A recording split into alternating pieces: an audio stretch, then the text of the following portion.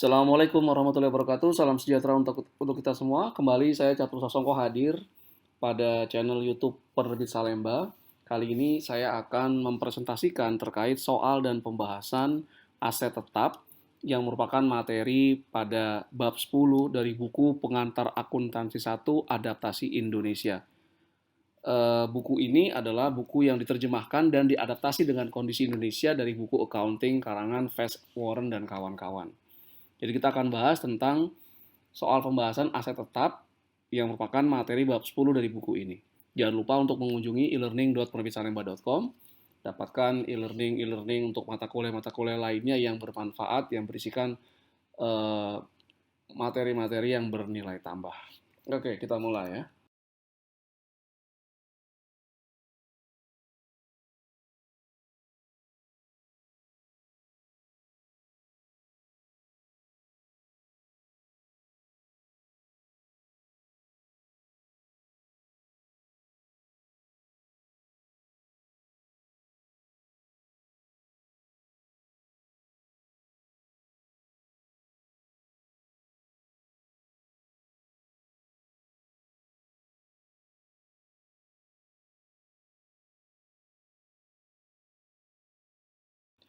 Nah, diminta yang pertama, buatlah ayat jurnal untuk mencatat pembelian bangunan.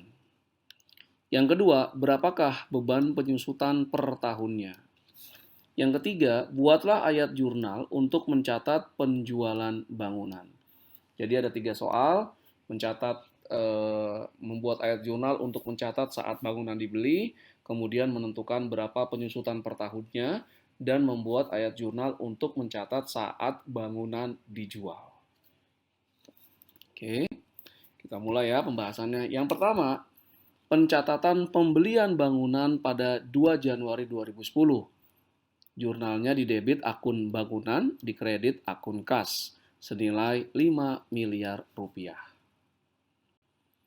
Berikutnya kita membuat atau menghitung beban penyusutan per tahun dengan menggunakan metode garis lurus atau straight line. Metode garis lurus berarti beban penyusutan adalah harga perolehan dikurangi nilai residu jika ada dibagi dengan masa manfaatnya. Dari soal kita dapatkan harga perolehannya 5 miliar rupiah, kemudian nilai residu yang ditetapkan oleh manajemen adalah 1,5 miliar rupiah, dibagi dengan masa manfaatnya 35 tahun. Maka beban penyusutannya adalah 100 juta rupiah per tahun. Berikutnya adalah kita akan mencatat transaksi penjualan gedung 1 Juli 2014. Sebelum mencatat ini kita perlu melakukan beberapa perhitungan. Yang pertama adalah menghitung berapakah saldo akumulasi penyusutan per 1 Juli 2014. Ini berarti kita menghitung dari mulai 2 Januari 2010 saat dibeli sampai dengan 1 Juli 2014. Itu berapa tahun? Nah, berarti kita ngitungnya 2010 ini dia sudah itu 1 tahun dipakai. 2011 dia udah 2 tahun. 2012 udah 3 tahun, ya. 2013, nah dia sudah 4 tahun digunakan bangunannya. Nah, dari 1 Januari 2014 sampai 1 Juli 2014 itu adalah 6 bulan. Maka akumulasi penyusutannya itu sudah 4,5 tahun disusutkan sampai dari tanggal 2 Januari 2010 sampai 1 Juli 2014 ya, sudah 4,5 tahun. Per tahunnya penyusutan adalah 100 juta.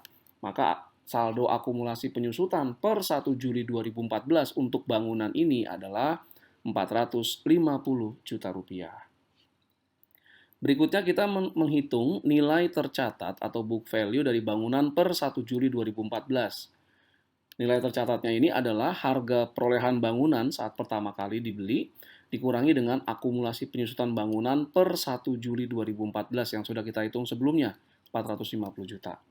Maka harga perolehannya 5 miliar dikurangi akumulasi penyusutan per 1 Juli 2014 450 juta, nilai tercatat bangunan per 1 Juli 2014 adalah 4 miliar 550 juta rupiah.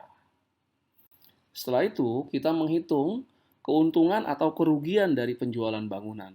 Nah, keuntungan atau kerugian penjualan bangunan ini diperoleh dengan cara mengurangkan harga jual bangunannya itu berapa, dikurangi nilai tercatat bangunan saat dijual saat 1 Juli 2014.